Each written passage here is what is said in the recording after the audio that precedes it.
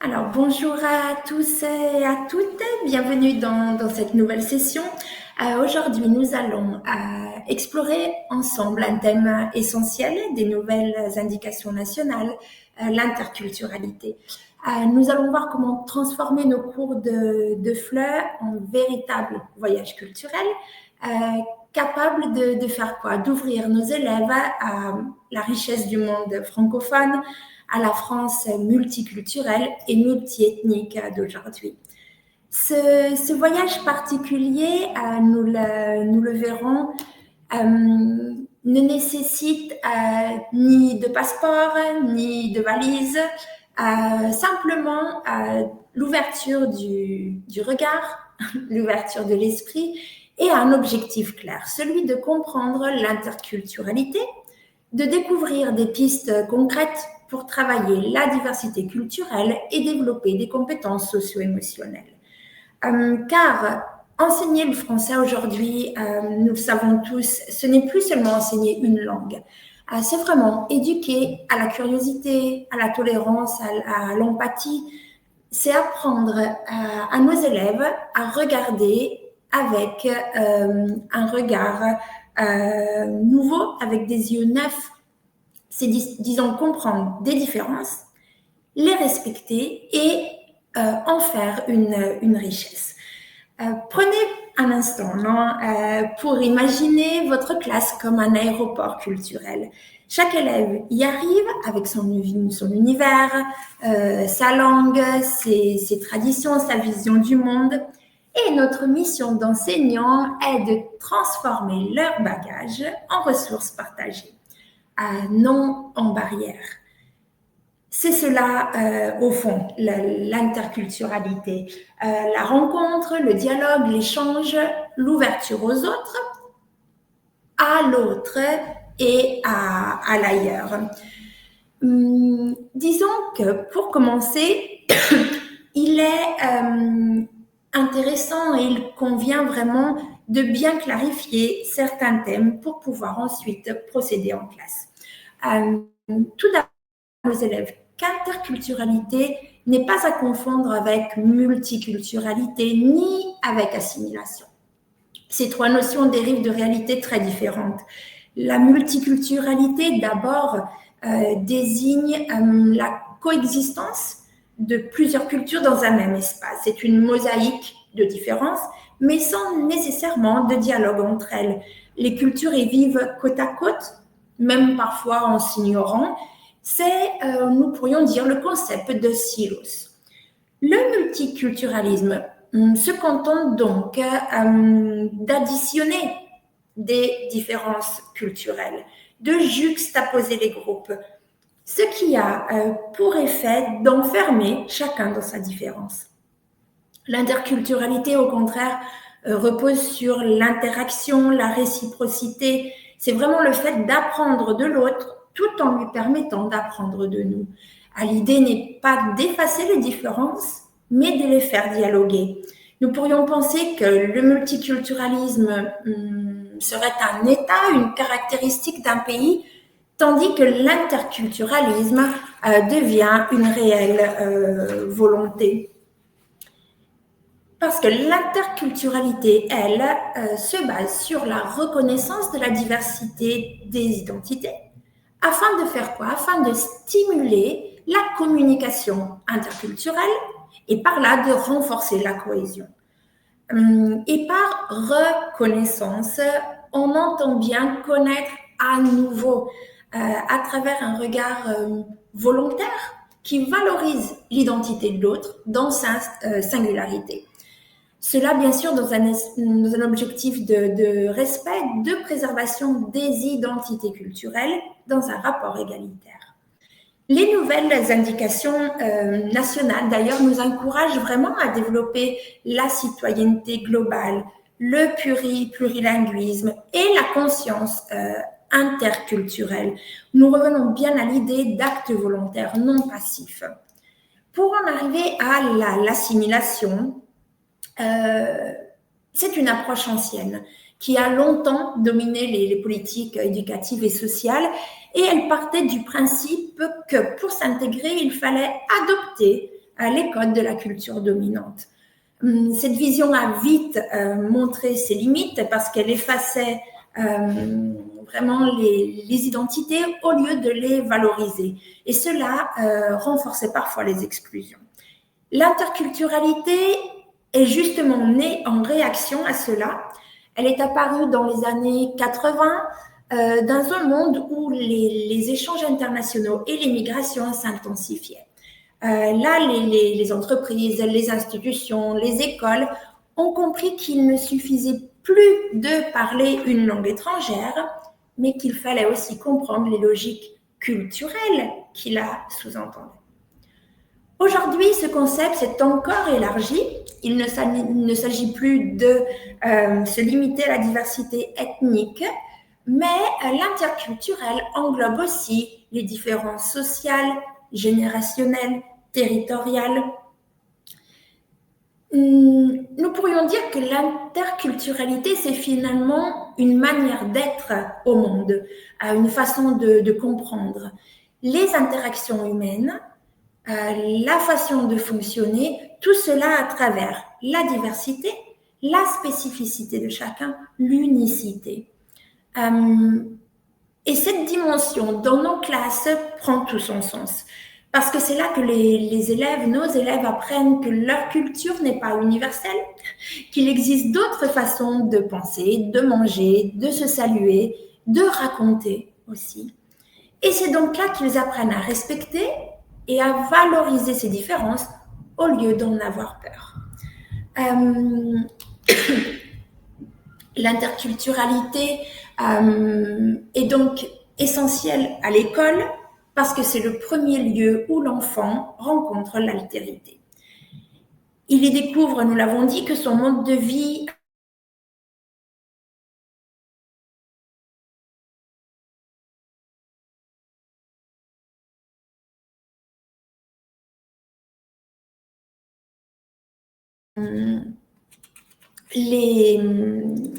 ces références ne sont pas forcément partagées par tous. Cette prise de conscience est essentielle. Pourquoi ? Parce qu'elle participe vraiment à la construction d'une citoyenneté ouverte, d'une élaboration de pensée critique, de pensée propre, et le cadre européen commun de référence pour les langues insiste justement sur le développement de compétences plurilingues et pluriculturelles. Dans cette perspective, nous voyons bien qu'apprendre une langue étrangère, c'est apprendre à communiquer dans des contextes variés, à interpréter des comportements qui ne sont pas forcément semblables aux nôtres et à comprendre que la langue exprime une vision du monde. Les cours de français deviennent un véritable laboratoire, pourrions-nous dire, interculturel. Il ne s'agit plus, nous l'avons dit, de transmettre la culture française comme un bloc figé, un chapitre du livre, mais de créer vraiment un espace de découverte, de comparaison, de réflexion. Le but est bien d'inviter nos élèves à observer, à questionner et à établir des liens, à rapprocher leur réalité à celle des francophones. Et nous le savons bien, l'enseignant joue ici un rôle clé, celui de médiateur culturel. Il ne se contente pas d'expliquer certains thèmes, mais il les met en relation. Il va créer un climat où chaque élève se sent autorisé à partager son monde, ses références, ses traditions, ou à parler du monde sur lequel il a fait des recherches. Et lui aussi, il fait partie de cette transmission. Chacun joue un rôle important. Nous le savons, l'interculturalité n'est pas seulement ailleurs. Elle est aussi présente en France, elle est présente aussi en Italie, elle est présente aussi dans nos classes. Par de petits gestes quotidiens, l'enseignant va faire quoi ? Il va valoriser cette diversité. Prenons un exemple, la création d'une affiche avec les langues parlées en France, avec les langues parlées dans notre pays, avec les langues parlées dans la francophonie. Pour la France, il est intéressant peut-être de leur faire découvrir que, au-delà du français officiel, il y a vraiment de nombreuses langues et cultures sur le territoire, comme on peut penser à l'alsacien, au breton, à la langue corse, à l'occitan, et aussi à des langues comme l'arabe et diverses langues africaines. Faire voyager nos élèves de cette façon, depuis leur classe, comme le faisait Victor Hugo, permettra peut-être un jour de leur donner envie de faire quoi? De prendre part à la mobilité scolaire et de la vivre en tant que mobilité sociale. Il faut donc bien souligner que l'interculturalité n'est pas une leçon de plus dans notre programme, mais bien une posture pédagogique, une façon d'enseigner le français en ouvrant les portes. Voyons maintenant comment nous pourrions valoriser le cycle que nous avons illustré précédemment. Passons donc à la pratique. Comment faire vivre l'interculturalité dans nos classes avec des élèves débutants sans complexifier la tâche linguistique? C'est facile. La clé est vraiment la simplicité et la valorisation. Donc, on fait simple, mais bien. Il faut des activités courtes, visuelles, basées sur le vécu des élèves et qui donnent un sens à la langue. Une première proposition pourrait être l'album photo de ma vie. C'est-à-dire que l'on va partir de soi pour ensuite mieux découvrir l'autre. Dans le manuel de Super Ado, on peut vraiment se baser sur des coins civilisation, par exemple, où vous trouverez des amorces pour une session guidée sur le thème. Chaque élève pourrait s'inspirer de ces activités pour créer un petit livret où il pourrait coller des photos de sa famille, de son pays, des traditions peut-être que sa famille observe, des curiosités qu'il a. Cela permettrait de retravailler donc la présentation, le vocabulaire de la famille et d'introduire des éléments culturels du quotidien. Cette fiche très simple pourrait être faite en début d'année. C'est un excellent brise-glace aussi par rapport aux professeurs, à l'enseignant, mais aussi entre les élèves. Et cette fiche de présentation pourrait, nous l'avons dit, s'associer à l'activité 2 dans notre liste. Chaque élève pourrait donc créer un petit carnet que l'on pourrait appeler un passeport culturel justement, insérer cette première présentation et puis à chaque nouvelle découverte, une fête, un monument, un mot, une recette, ajouter un tampon, une vignette, un dessin pour garder la trace de son voyage à travers les cultures. L'activité peut vraiment durer toute l'année et être enrichie pas à pas, à chaque étape, à chaque escale, pourrions-nous dire.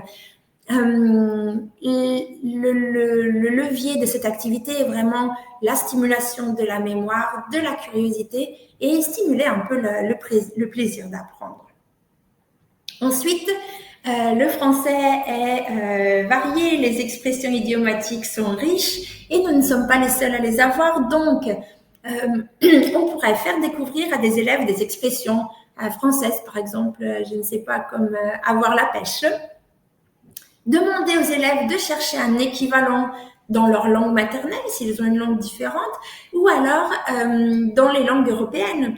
Illustrer ces deux expressions par un dessin et les réunir sur un grand mur collectif.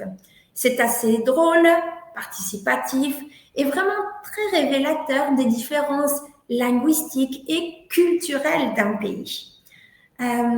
Cette activité permet aussi de développer la compréhension du sens figuré qui est souvent difficile au niveau débutant. Ensuite, une activité qui plaît toujours, c'est le journal de bord des saveurs. On pourrait penser à un document collaboratif, partagé, où chaque élève pourrait présenter un plat typique d'un pays lié à une festivité, par exemple, associé à une photo, et on pourrait prendre deux phrases assez simples pour susciter la curiosité des camarades. Par exemple, tu connais la poutine ou la tire sur la neige. Des mots assez magiques à entendre, qui sont des spécialités du Québec. Ou alors on pourrait dire, ah bah chez moi, on mange le pot-au-feu, on mange le couscous le dimanche, c'est trop bon.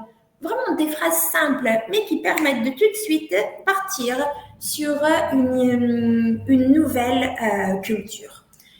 Les élèves pourraient peut-être aussi voter pour la recette du mois. C'est une activité qui nous permet donc de mêler au plaisir de chercher, d'exposer, de parler de quelque chose qu'on aime, à une cohésion de groupe, parce que l'on va partager, susciter l'intérêt, recevoir des petits conseils pour se mettre au fourneau. La cohésion du groupe se renforce. Il y a aussi, nous l'avons cité précédemment, les rubriques civilisation dans le livre de Super Ado, mais on trouve aussi des rubriques de citoyenneté. Je peux vous les montrer, je vous les avais mises ici. Des rubriques de citoyenneté où l'on découvre des traditions de la France, de la francophonie. Il y a des jeux dans les rubriques récréation pour permettre de faire découvrir les contenus aux élèves en les faisant participer, en les rendant collaboratifs et donc plus engagés. Toutes ces activités sont vraiment, nous pourrions le dire, des leviers pour lancer pour ouvrir une porte, voilà, comme nous l'avons dit précédemment. Ce sont des billets aller simples pour continuer notre métaphore vers l'ailleurs. Et puis, j'attire votre attention sur les plats préférés, vous l'avez précisé en jaune sur la slide, les plats préférés des petits et des grands-parents. Parce que, je l'ai dit en introduction, l'interculturalité ne se limite plus à l'ethnie. C'est vraiment quelque chose qui va au-delà, qui va vers l'autre, que ce soit un voyage intergénérationnel, que ce soit des limites que l'on veut dépasser, donc un échange vraiment avec d'autres réalités sociales et aussi d'autres possibilités de mobilité. Il y a aussi d'autres pages dans Super Ado qui vont vraiment explorer l'autre. L'activité que je vous ai mise ici, je me mets dans tes baskets. C'est vraiment, je me mets à ta place. Je te demande comment tu vis ton quotidien et ce qu'il signifie pour toi. À plus grande échelle, on peut évidemment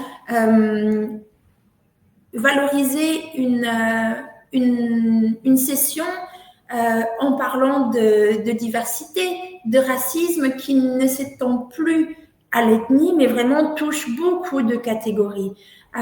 Ici, c'est un thème sensible parmi les adolescents et donc nous avons l'opportunité de rentrer aussi dans cette dimension-là. Si on reprend les activités que nous avions citées précédemment, voilà, nous pouvons continuer notre liste et on arrive aux objets mystères. Ici, c'est idéal pour, je le vois en classe, pour stimuler le questionnement et la description. Parfois, il nous manque des adjectifs, il nous manque des façons de questionner de façon un peu plus précise. Ici, c'est une excellente occasion pour stimuler tout ça. On pourrait imaginer donc que chaque élève cherchent ou bien reçoivent du professeur la photo d'un objet du quotidien d'un autre pays. Avant de voir l'image, la classe pourrait poser des questions pour deviner ce que c'est. C'est grand, c'est petit, c'est pour manger, c'est pour jouer. L'élève responsable de l'activité pourrait répondre par oui ou par non. Et on pourrait aussi étendre cette activité à une description des lieux de vie qui peuvent vraiment varier, non, en fonction de la localisation géographique. Cela permet un peu de dépasser l'activité sur les pièces de la maison, les meubles, etc. L'art de vivre n'est pas le même partout et accéder à cette dimension est assez curieux pour les élèves et en général cela les intéresse beaucoup. En parlant d'art, justement, un excellent point de départ pourrait être de montrer comment l'interculturalité favorise l'innovation, la créativité. Elle permet de proposer des perspectives différentes, des expériences variées, des idées novatrices, que ce soit dans la musique, dans la peinture, dans l'architecture. Dans la musique, vraiment beaucoup de chanteurs aujourd'hui font des collaborations, non? Nous voyons la France, l'Italie, mais aussi la France avec des mots qui viennent d'autres langues. C'est vraiment une activité que les élèves peuvent aussi construire à la maison et apporter en cours. En général, ce sont des recherches qu'ils apprécient et pour ne pas vraiment, pour leur rendre justice, on pourrait dire qu'ils sont déjà dans ce monde interculturel concernant la musique. Et puis, si on veut leur faire découvrir d'autres artistes, il y a un photographe qui se fait appeler photographeur, justement, avec l'idée des graffitis, qui a fait un projet participatif qui s'appelle Inside Out.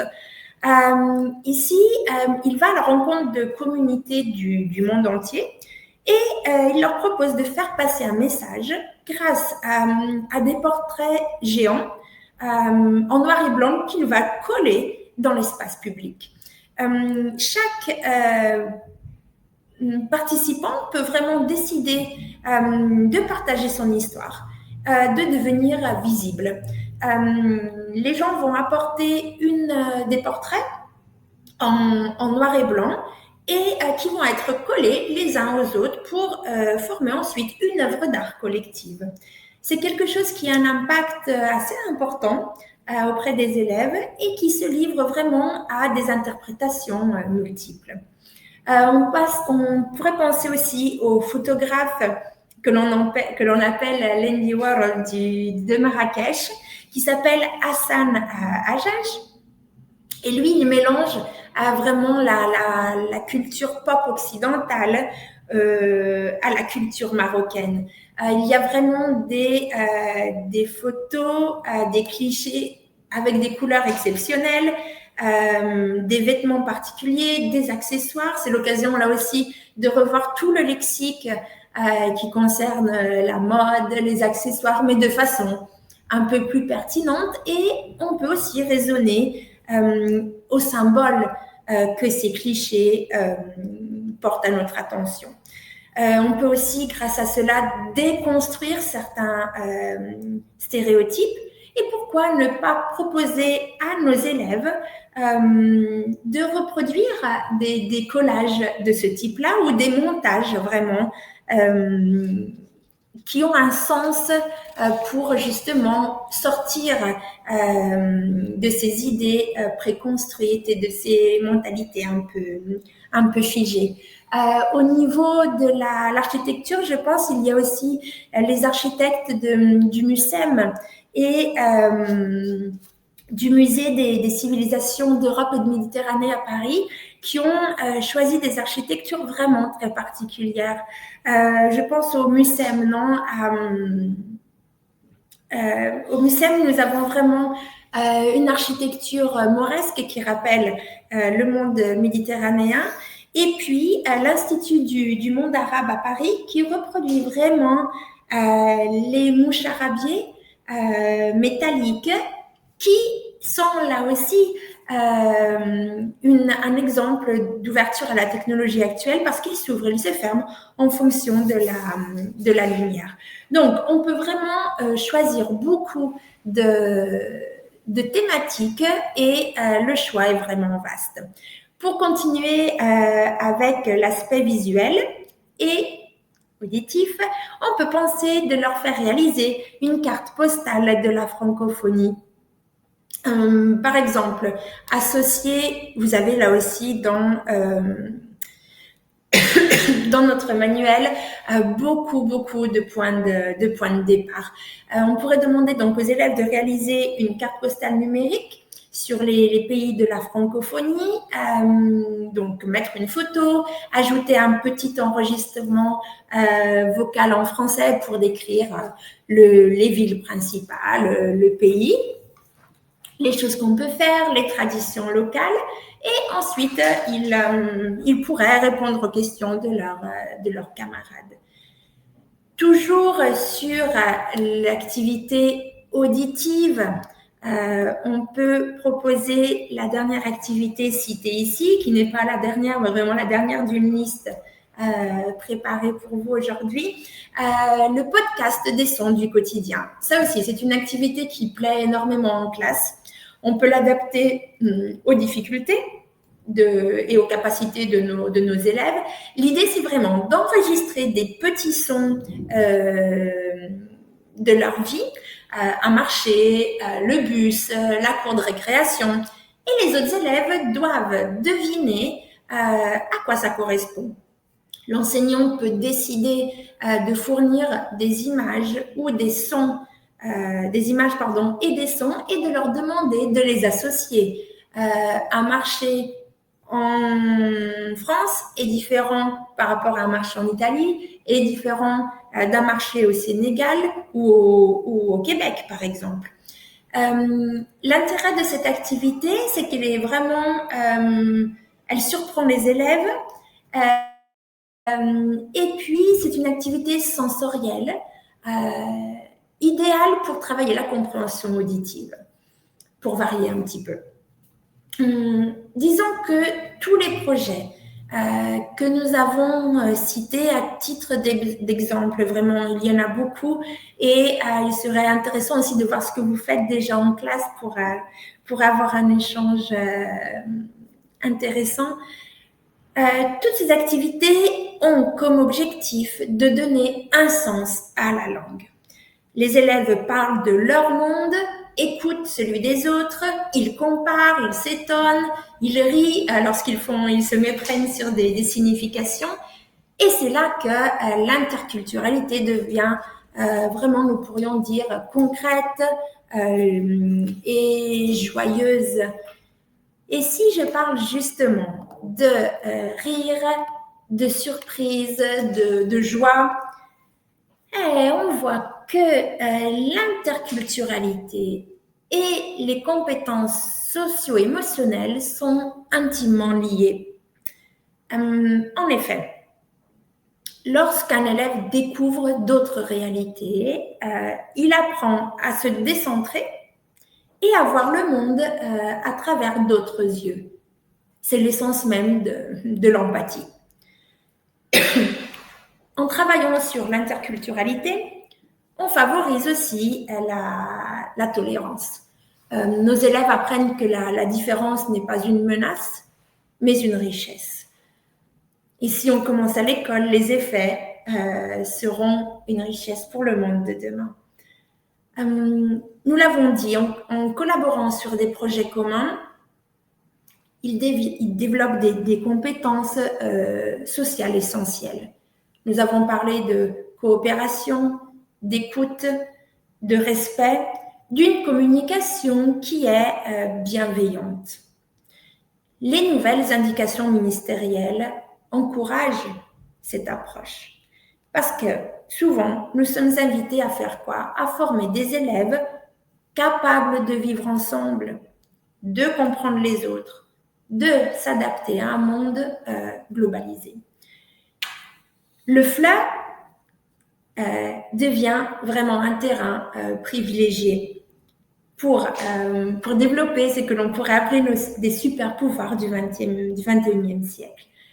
La curiosité, l'empathie, l'ouverture, nous l'avons dit. En réalité, cette approche, ces activités interculturelles contribuent vraiment, outre au renforcement des compétences linguistiques, à un équilibre émotionnel des élèves, parce qu'elles permettent de renforcer la confiance, un sentiment d'appartenance, nous pourrions dire, et de sécurité intérieure, tout en suscitant leur curiosité pour l'altérité. Nous savons bien que si un élève se reconnaît et surtout se sent reconnu dans son identité, il apprend mieux. C'est ce lien donc entre apprentissage et bien-être qui rend cette démarche puissante. Nous voyons bien, et vous le savez, vous l'avez vu à travers vos cours, que l'interculturalité, ne se limite pas à une compétence culturelle, à des connaissances, mais il s'agit vraiment d'un moteur de développement personnel et relationnel. Travailler l'interculturalité, c'est former des élèves qui sont capables de comprendre le monde qui les entoure et donc de participer, de sentir de pouvoir participer activement à la société. On favorise ainsi le vivre ensemble, surtout si nous avons des classes qui sont de plus en plus diversifiées. Nous développons des compétences sociales, nous l'avons dit, apprendre à communiquer efficacement, à s'ouvrir à d'autres perspectives, à s'adapter à des compétences qui sont essentielles dans un monde globalisé. On enrichit aussi de cette façon-là l'apprentissage parce qu'on offre des perspectives qui sont variées, des contextes concrets et l'idée est vraiment de conduire les élèves à savoir être dans le monde et participer à ce monde-là. On les prépare donc à une citoyenneté active en développant leur conscience critique de leur propre culture et de celle des autres. Nos citoyens en herbe, on pourrait dire qu'ils deviennent plus éclairés et plus responsables. La classe est vraiment un espace privilégié pour apprendre ces compétences de vie, nous pourrions dire, parce que l'interculturel, exploré de cette façon, structurée, réfléchie, est vraiment une opportunité pour avoir un dialogue hors des tensions immédiates que nous pouvons voir dans la société d'aujourd'hui. Souvent, on revient à l'idée de formation, d'éducation pour éviter des problèmes plus graves. C'est là que ça se joue, dans nos classes. L'école joue vraiment un rôle fondamental en tant que lieu de construction, nous pourrions dire, du vivre ensemble. Retenons donc pour aujourd'hui cette idée simple que l'interculturalité n'est pas un supplément du FLE, c'est vraiment son cœur. L'interculturalité donne du sens à l'apprentissage de la langue, elle nourrit vraiment la curiosité de nos élèves, elle transforme la classe en un lieu de rencontre, de découverte. Cela va motiver nos élèves, enrichir leur vocabulaire, développer, nous l'avons dit, leur curiosité et former ainsi, nous l'avons dit, c'est essentiel, nous le répétons, des citoyens ouverts et responsables. Dialoguer avec le monde, en comprendre sa complexité. C'est une approche qui va favoriser la construction identitaire, en renforçant le développement de l'ouverture aux autres et de vivre ensemble dans la diversité. Nous pourrions citer vraiment la devise de l'Union européenne qui est unie dans la diversité. Bien, l'activité de l'interculturel en classe est l'interprétation même de ce désir. Les élèves ont ce super pouvoir. Avec Super Ado, ils vont le découvrir, mais nous devons prendre conscience que nous aussi, nous avons un pouvoir important, celui d'ouvrir des horizons. À travers nos cours, le choix des textes, nos activités, nous pouvons vraiment transmettre l'idée que chaque culture est une fenêtre sur le monde. Et j'aime avoir cette idée-là, penser que en les regardant toutes, on se remet en question et on apprend un peu plus à se connaître soi-même. Ajoutons qu'aujourd'hui, l'interculturalité ne se limite plus à une simple compétence à développer, mais qu'elle englobe toutes les pluralités de réalités sociales, générationnelles, territoriales, personnelles. C'est essentiel. Face aux migrations, aux transformations sociétales d'aujourd'hui, l'interculturalité devient vraiment, nous pourrions dire, une question humaine, philosophique et géopolitique, qui va interpeller, qui va toucher à l'identité, à l'intégration, à la participation, aux perceptions mutuelles et aux tensions entre les groupes. Cette pratique va faire quoi? Va interroger la manière dont les individus se définissent, se perçoivent et sont perçus eux-mêmes. C'est pour ça qu'à ce stade, il est vraiment utile de réfléchir à nos propres pratiques. La prochaine fois que nous préparons une séquence, posons-nous par exemple cette question. Quelle activité interculturelle mettons-nous déjà en place? Partons de ce que nous faisons de bien et valorisons-le encore plus. Posons-nous cette question. Comment pourrions-nous aller plus loin? Quelle porte culturelle vais-je ouvrir aujourd'hui à mes élèves? Et puis enfin, vous le savez très bien, l'essentiel est d'adapter sa pédagogie. Les élèves peuvent parfois avoir des attentes éducatives différentes selon leur culture familiale, personnelle, leur culture d'origine. Et il est important de faire preuve de flexibilité dans notre approche pédagogique pour mieux répondre à leurs besoins. L'interculturel en classe nécessite de notre part une démarche à la fois introspective et tournée vers les autres. Disons qu'en remettant en question nos propres perspectives et en créant un environnement d'échange sécurisant, stimulant, nous pouvons transformer la diversité culturelle en une véritable force pédagogique, une énergie vraiment nouvelle qui nous aide en classe, qui favorise l'apprentissage des élèves et qui nous permet vraiment une réussite, atteindre vraiment des objectifs qui vont au-delà des objectifs de langue, de lexique, de grammaire. C'est bien plus que ça d'enseigner le français dans ce cas-là.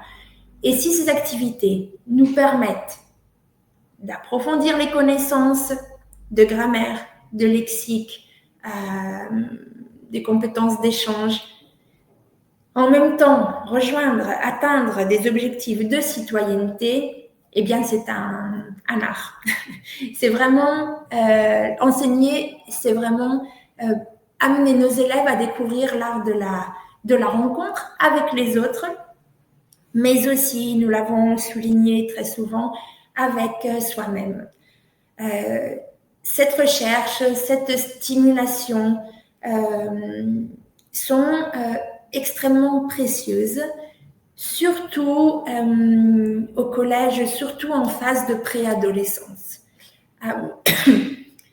Nous avons vraiment beaucoup d'outils à notre portée, beaucoup de matériel pour le FLE, pour toutes les communautés d'aujourd'hui, mais surtout pour la France. Nous avons vraiment un choix très vaste concernant l'interculturel.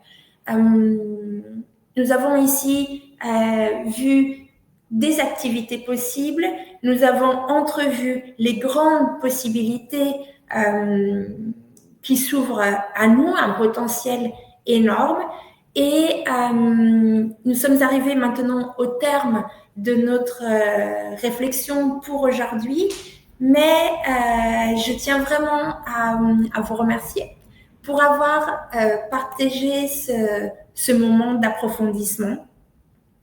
Et je pourrais conclure en vous souhaitant tout simplement un bon voyage à tous. Merci beaucoup.